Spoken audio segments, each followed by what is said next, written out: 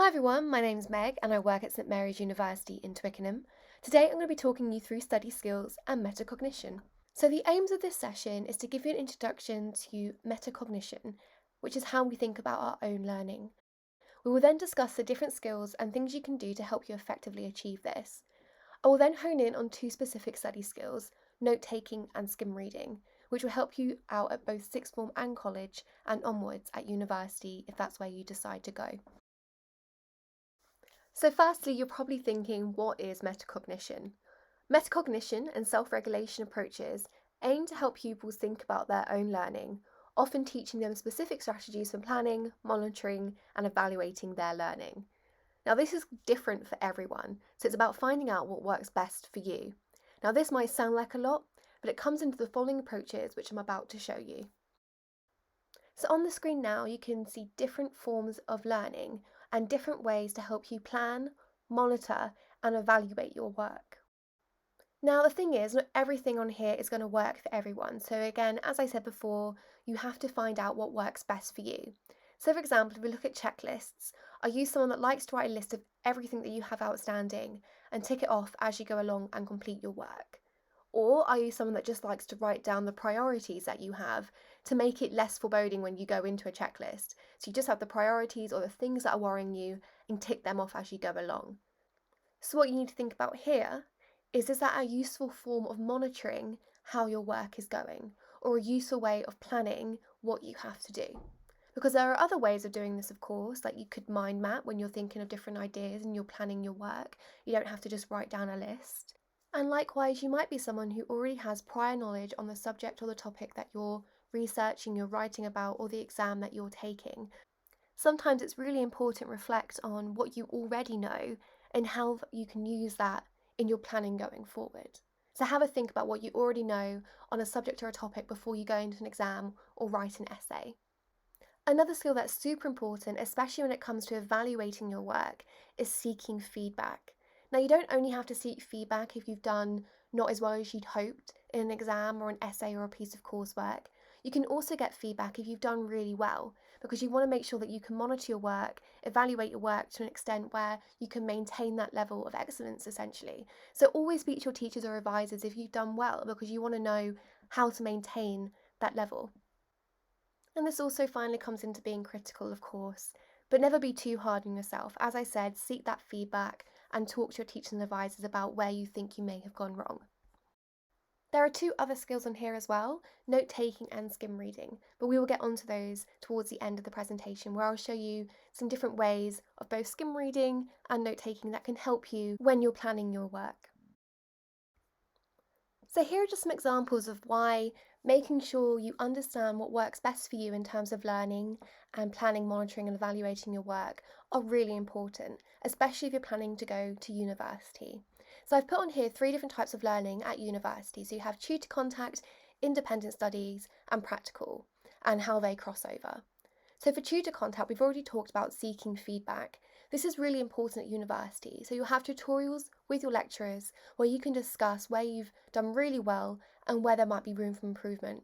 And it's really important at university that you do use your tutors. So start practicing this now by talking to your teachers and advisors about your coursework and reflecting on where you can improve. Independent study is also really important at university. So as you can see, you'll be expected to do things such as reading by yourself, taking notes by yourself, thinking, research, planning and writing. So again, it's important to make sure that you're already practicing good note-taking skills and you're thinking about your learning, because at university you'll be expected to discipline yourself in terms of making sure you're able to do independent study and you're able to do it effectively. I've also put on here practicals, so if you're planning going to university to do a more hands-on degree, you might be required to do lab work, studio work and field work. This also crosses over with different things such as group projects, work experience, work-based learning, demonstrations, but as you can see, the main point here is there's so many different types of learning at university. So it's really important that you start reflecting now on your learning to understand how you learn best and whether this might inform your decision about what degree you might go on to do or what A-levels you might decide to keep doing and so forth. Okay, now we're going to go through 2 key skills, note-taking and scanning and skim reading. This is so that you have some good skills when you're researching and revising for your A-levels, your BTECs, or any exams that you're currently taking or coursework that you're completing, but also hopefully it'll prepare you for life after sixth form college, especially if you're planning on going to university. Okay, so the first thing we're going to go through is note-taking. Now, you might already be an avid note taker and take loads of notes all the time. However, hopefully today you will go away with some top tips that ensure that your note-taking is as effective as it should be and could be. So what is actually effective note-taking? The art of note-taking, let's say. So note-taking should summarise what you're seeing and listening to and identify the most important information. So if you're in a lesson or you're reading and you're taking notes, it's not useful to write down everything. You should only identify the most important information that will inform anything that you decide to write or have an exam on in the future. If you're just copying the book, that's not going to be very useful because you might as well just have the book next to you. You can also highlight things if you're not sure. Like, it's okay to highlight terms and phrases that you might not know and then look them up later or discuss them with your teacher or a friend. You could have a key, so basically you could have different coloured highlighters for the different things that you know you need to go away and research further. You should also have a system for your note taking, and in a moment I'm going to recommend a video that shows a really good system for note taking. Again, of course, this isn't something that you have to do, but again, it's about finding out what works best for you. As I said previously, don't write everything, and of course you can use abbreviations and shorthand that you know or that you make up yourself to make it so that you're not writing full sentences and full paragraphs, again making your note taking and the notes that you're then going to read back easy to understand, because you have to remember that you just want to take down the most important information. Now, in the bio of this video you'll see a link that will send you to this video on how to take great notes. It's 5 minutes long and it's what I would usually show if I was giving this presentation in person. I'd like to go watch this video. You can do this now or at the end of this presentation and take some notes on how you should take great notes. This video is super useful because it goes through how to review your notes, how to take good notes, what not to do, and so forth. So I really recommend watching this straight after this presentation.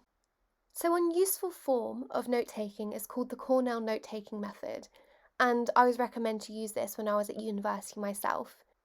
So as you can see, in the left column you have cues.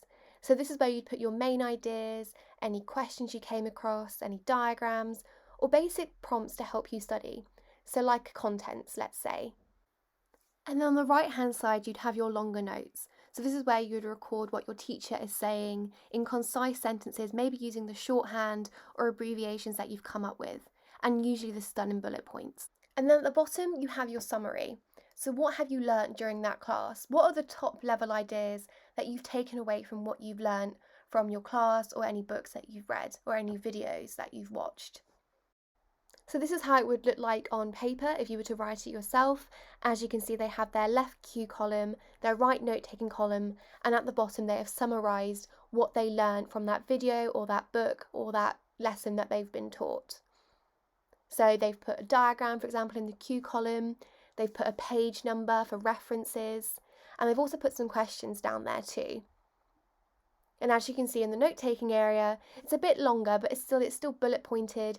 It's not long sentences. They haven't just copied what the teacher said or copied straight out of the book word for word.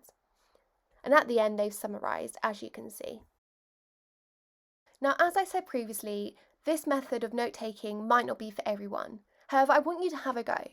So think about what books you've been set, or what coursework you have to write, or what videos you need to watch. Maybe it might be your teacher who's done a pre-recorded video for you. Have a go at taking notes in the Cornell style. Okay, so the next study method that we're going to focus on now is scan and skim reading. So what is the difference between scan reading and skimming? Essentially, when you're scanning, you're looking for particular information. So you're checking whether a passage is relevant. So if you're looking for specific words or points that you want to use in an essay or your coursework, this is a really useful method to get to that information quickly. Skimming's a little bit different. So this is where you would read summaries and headings and subheadings to get an overview of the whole piece of text. So you might review the tables, the diagrams, the illustrations, and read the first sentence of each paragraph, and maybe also the conclusion.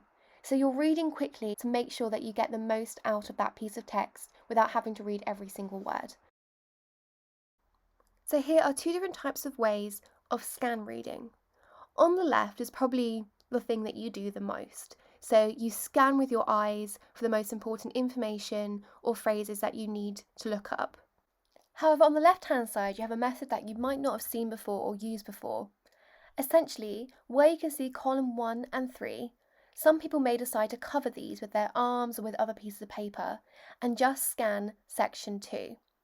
Most important words and information will usually be in this section of the text, therefore making it a useful way to scan read. This might not be useful for everyone, but what I want you to do is have a look around your room or wherever you're studying, your kitchen, your living room, your classroom, and find a piece of paper. Try out this method. See if it actually works for you. The point here is to make sure that you've checked every type of way of learning and reflect on how you currently scan read. Is this something that could work for you, or do you have to still look for better methods? Or are you already using a scan reading technique that works really well for you in your learning? So I really hope you found this brief video useful on skim reading, scan reading, note taking, and also thinking about your own learning. If you have any questions at all, please do leave them in the comments below. I wish you all the best of luck with your revision, coursework, and exams.